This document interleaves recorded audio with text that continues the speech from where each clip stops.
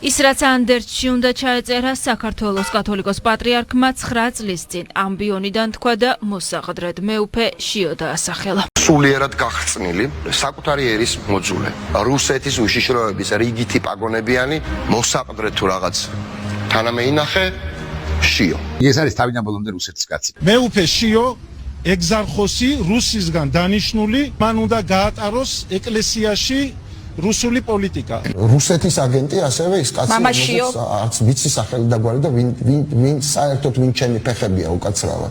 სრულიად საქართველოს კათოლიკოს პატრიარქის მოსაყდრედ დადგენილია მიტროპოლიტი მაღალყოვლად უსაუხლელო ესობა სენაკისა და ჩხოროწყოს მიტროპოლიტი შიო მუჯირი ილია მეორე სრულიად საქართველოს კათოლიკოს პატრიარქი აქსიოს